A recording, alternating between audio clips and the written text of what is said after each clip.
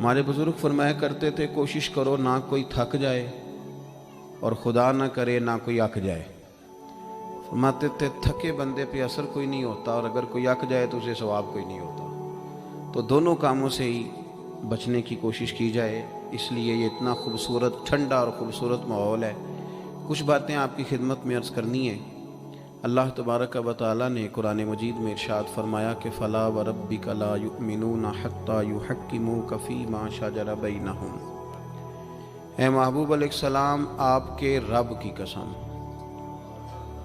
اے محبوب مجھے آپ کے رب کی قسم، یہ اتنی دیر تک مومن نہیں ہو سکتے جتنی دیر تک اپنے ہر معاملے میں آپ کا فیصلہ تسلیم نہیں کر لیتے، آپ کی رضا کو حاصل نہیں کر لیتے، آپ کے ہر قول کو اپنے لیے قول فیصل نہیں جان لیتے، اتنی دیر تک یہ مومن ہو سکتے نہیں۔ ہم یہ کرتے ہیں کہ چند چیزوں میں تو دین پر عمل کرتے ہیں،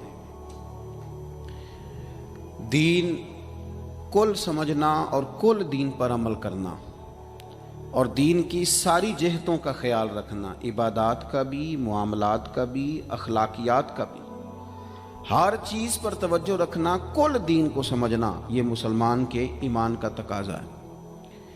ہمارا سارا کچھ نبی پاک صلی اللہ تعالیٰ علیہ وسلم کے ساتھ وابستہ ہے۔ اگر ہم اپنے دین سے، ایمان سے، اپنے معاملات سے نبی پاک علیہ السلام کے نام مبارک کو معاذ اللہ نکال دیں تو ہمارے پاس کچھ بھی نہیں بچتا، یہ دنیا ساری خالی ہو جائے، اندھیر نگری ہو جائے۔ سرور کائنات صلی اللہ تعالیٰ علیہ وسلم کے نام نامی اسم گرامی کی برکت سے ہی ستاروں میں روشنی ہے، پھولوں میں خوشبو ہے اور کائنات کے سارے رنگ حضور ہی کا صدقہ ہیں۔ اب ظاہر ہے بندہ مومن جب یہ سمجھ گیا ہے کہ سارا کچھ حضور کی ذات ہے اور سارا کچھ نبی کریم علیہ السلام کی ذات سے وابستہ ہے، تو اب اسے پتہ ہونا چاہیے نا کہ حضور راضی کیسے ہوتے ہیں۔ اسے خبر ہونی چاہیے کہ نبی پاک علیہ السلام کی رضا کس بات میں۔ سب سے پہلے یہ سمجھ لیں کہ حضور نے فرمایا نماز میری آنکھوں کی ٹھنڈک ہے۔ یعنی ہم چونکہ کچھ باتیں بہت زیادہ سنتے ہیں تو اس کا ذائقہ نہیں محسوس کرتے، کبھی حدیث کے لفظوں پر غور کریں۔ فرمایا نماز میری آنکھوں کی ٹھنڈک ہے، یعنی کہتے ہیں نا آنکھیں ٹھنڈی ہو گئیں، تو حضور فرماتے ہیں جب تو سجدہ کرتا ہے نا میرے امتی، جب تو نماز پڑھتا ہے، رکوع قیام سجود کرتا ہے، تو تیرے نبی کی آنکھیں ٹھنڈی ہوتی ہیں۔ یہ کتنا بڑا رضا والا کام ہے نبی پاک صلی اللہ علیہ وسلم کی نماز پڑھنا۔ اور حضور کا اپنا نماز کے ساتھ رشتہ یہ تھا کہ سورج گرہن ہوا تو حضور نے نماز کی نیت باندھ لی، چاند گرہن ہوا تو نماز پڑھنے لگے، تیز بارشیں طوفان کی صورت میں آئیں تو نماز پڑھی، بارش نہیں ہوتی تو نماز پڑھی، حتیٰ کہ جنگوں کے موقع پر بھی میرے نبی پاک نماز کی کثرت فرماتے تھے، ہر موقع پر نماز کی طرف توجہ۔ نماز حضور کی چاہت ہے، آنکھوں کی ٹھنڈک ہے۔ وہ کس طرح کو امتی ہے جو یہ نہ چاہے گا کہ میرے نبی کی آنکھیں ٹھنڈی ہوں؟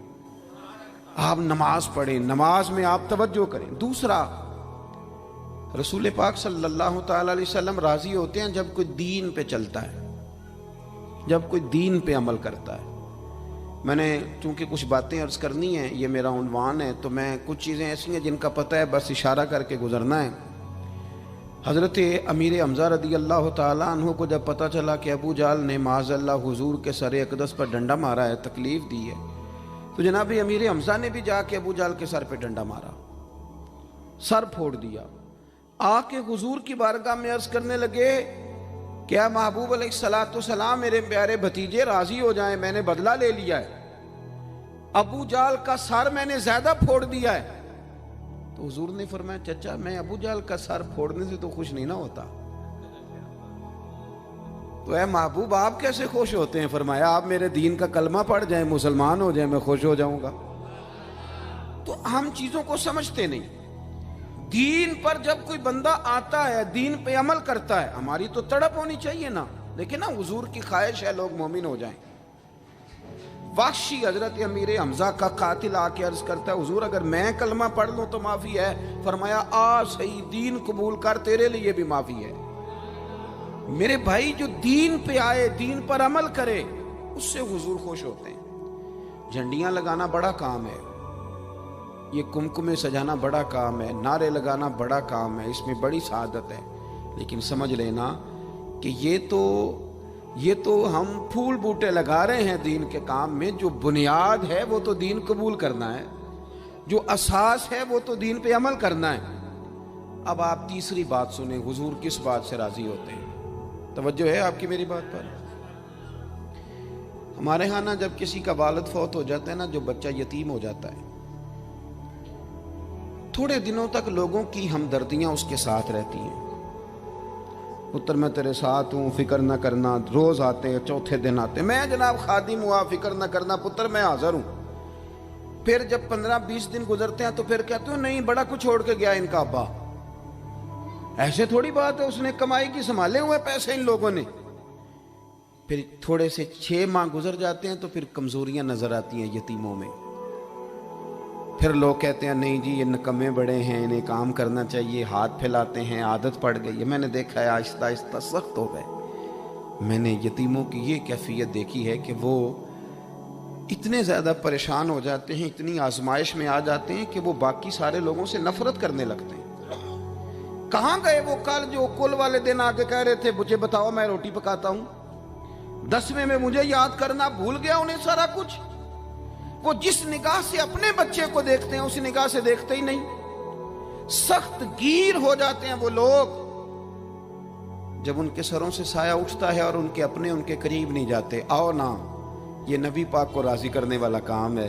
میرے رسول پاک نے فرمایا میں اور یتیم کی پرورش کرنے والا۔ اگر کبھی آپ ان جملوں پہ غور کر لیں تو مزہ آ جائے۔ حضور نے فرمایا میں اور یتیم کی پرورش کرنے والا، کفالت کرنے والا اس طرح جوڑ کے جنت میں جائیں گے جس طرح میری 2 انگلیاں جڑی ہوئی ہیں۔ اتنا زیادہ حضور راضی ہیں، اتنا قرب ملے گا، 2 انگلیوں کی طرح جوڑ کے حضور کے ساتھ جنت میں جائے گا۔ وہ اپنے پرائے کا غم کھانے والا، مرادیں غریبوں کی بر لانے والا، مصیبت میں غیروں کے کام آنے والا۔ میرے عزیز نبی پاک صلی اللہ تعالی علیہ وسلم نے کہا تم نہ اشک شوئی کرو۔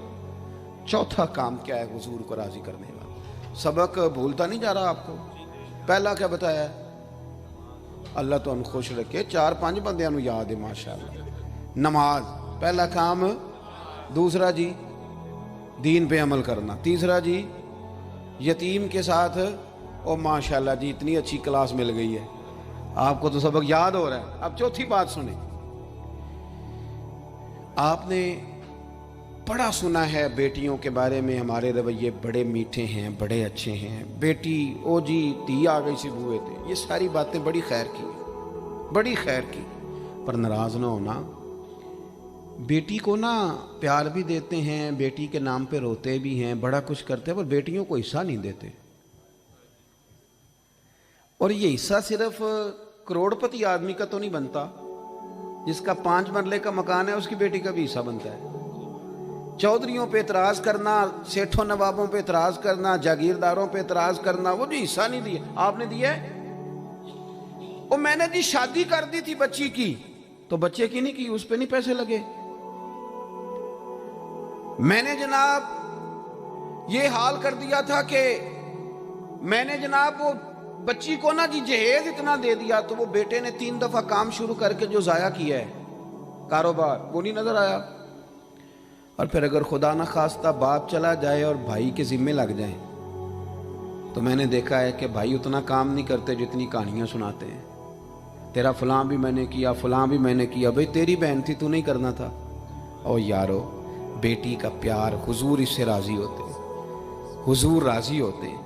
نبی پاک علیہ السلام نے فرمایا جس کے حصے میں 4 بیٹیاں آئیں یا 3 بیٹیاں آئیں یا 2 بیٹیاں آئیں، مختلف روایتوں میں لفظ ہے، یا فرمایا 1 بیٹی آئی، تیاں لئی پردیس میں بابل تے پتراں لی جاگیراں، چپ رہنا تے منہ کچھ بھی نہ کہنا، تیاں دیاں تقدیراں۔ بیٹی کا وہ مقام جو حضور صلی اللہ علیہ وسلم جس سے راضی ہوتے ہیں، اس مقام پر توجہ کریں۔ آج بھی بیٹی ڈری ڈری سی سہمی سی گھر آتی ہے، سہمی۔ اور میں نے وہ والی بیٹیاں بھی دیکھی ہیں کہ شوہر کہہ رہا ہے کہ جا حصہ لے کے آ، تو وہ کہتی ہے میں حصہ مانگنے گئی تو میرا وہ دروازہ بھی بند ہو جائے گا۔ भाई कहता हिस्सा ले लै ते परत फिर मरे दा मुंह ना देखी। इतनी मुश्किल में बेटी को डाल दिया। सुनो ना, हुजूर ने फरमाया जिसके जिम्मे 2, 3 या 1 बेटी भी आ गई, फरमाया उसकी सही परवरिश करके इज्जत से रुखसत करके आ जाए, हुजूर फरमाते हैं मैं उसका बाजू थाम के जन्नत में साथ लेके जाऊंगा।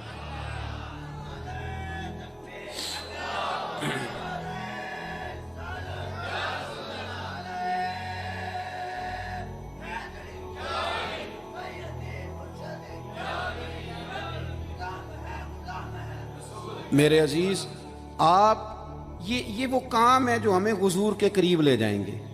ये वो काम है जो हमें नबी पाक के पास ले जाएंगे, हुजूर की बारगाह तक ले जाएंगे। फिर जो हुजूर से प्यार करे, जो नबी करीम से मोहब्बत करे। महबूब फरमाते हैं जिसने मुझसे मोहब्बत की ना, लेकिन मोहब्बत ना नीरी नारों वाली ना करे, वो उसका इश्क रसूल सिर्फ महफिल वाले दिन ही ना हो, जब दुकान पे बैठे फिर भी आशिक रसूल ही हो, जब वो लेन देन करे तो फिर भी आशिक रसूल ही हो, जब वो लड़ाई का वक्त आए तो उसे पता चले कि मैं मामूली नहीं, मैं आशिक रसूल हूँ, मैंने बोलना भी तमीज़ के साथ है। मैं चूँकि मुझे लोग कहते हैं हुजूर से मोहब्बत करने वाला, तो उसके रवैयों से भी पता चले कि हुजूर का प्यारा है। लोग ना, मैं अपने संगियों से, पीर भाइयों से अक्सर कहता हूँ कि घर जाके को बंदा अपने पीर साहब की बड़ी तारीफ करे ना, तो फिर अपनी बीवी को गाली दे तो बीवी कहती है दसिया तेनू पीर साहब ने। तो जब आपके घर वाले ये शिकवा कर रहे हैं तो बाहर वाले नहीं करेंगे। आपका अमली अंदाज भी तो हो ना हुजूर से मोहब्बत का, अमली अंदाज, यानी आपके लहजों से मोहब्बत टपके, आपके अंदाज से प्यार टपके। हुजूर ने फरमाया जो बंदा मुझसे प्यार करेगा ना, फकाना माई या फिल जन्ना, वो जन्नत में भी मेरे साथ ही होगा। मोहब्बत मुस्तफ़ा ईमान की जान है। आगे बढ़िए, छठी बात, जो हुजूर को राज़ी करना चाहे वो दुरूद पाक ज़्यादा पढ़े। ये जो दुरूद शरीफ है ना, जो लोग कहते हैं ना मेरी तबीयत कड़वी कड़वी सी रहती है, पता नहीं तलख रहता हूँ, दिल नहीं लगता, वो दवाई भी तो खाती हैं ना पाबंदी के साथ, ब्लड प्रेशर भी तो चेक करते हैं ना पाबंदी के साथ, मशवरा देते हैं ना डॉक्टर कि ब्लड प्रेशर चेक करना, चौथे दिन शुगर चेक करना, ये सारी मुसीबतें भी तो करते हैं ना। तो जो कहते हैं ना परेशान रहता हूँ, वो कुछ दिन ना पाबंदी से दुरूद शरीफ भी पढ़ के देखे। इधर देखो मैं क्या कहने लगा हूँ, दुरूद पाक पढ़ने वाले बंदे के ना चारों जानब रहमत ही रहमत आ जाती है। नहीं, मुझे पता है ना कि आपकी तवज्जो किस बात पे है, आप ज़्यादा तवज्जो करेंगे तो बात कर लो तो ज़्यादा आएगा। चारों जानवर, अच्छा चले मैं चूँकि पीर साहब हूँ, मौलवी साहब हूँ, काफ़ी लोग, मेरा ख्याल है, मेरा गुमान है कि काफ़ी लोग मुझे जानते हैं। गुमान हो जाता है ना जब गाड़ी के पीछे लोग भागते हैं तो बंदे को बड़ी गलतफहमियाँ होती हैं। हालांकि डरना ही ज़्यादा बेहतर है, डरना ही ज़्यादा बेहतर है। अल्लाह तबारक व तआला अपनी खुफिया तदबीर में जब फ़ैसला करे तो रहमत वाला फ़ैसला करे, और अल्लाह हमारी पर्दा पोशी करे। ये बंदे को गलतफहमियाँ हो जाती हैं ना। आप कभी प्रोटोकॉल वाले बंदे देखे ना, प्रोटोकॉल वाले 2 गाड़ियाँ आगे 2 गाड़ियाँ पीछे, और इधर भी बंदे भाग रहे हैं, इधर भी बंदे भाग रहे हैं। चलें, जो भाग रहे हैं उनका तो मुझे नहीं पता, पर जो अंदर बैठा उसे मज़ा बड़ा आता है। वो मेरी गड्डी मगर पे भज देन, ये मतलब, हालांकि ये मकाम लुत्फ लेने का नहीं, ये डरने का मकाम है, ये खौफ का मकाम है। आप प्रोटोकॉल देखें कभी, प्रोटोकॉल, आपके सियासतदानों को इतना ज़्यादा प्यार नहीं पाकिस्तान से, इल्ला माशाअल्लाह।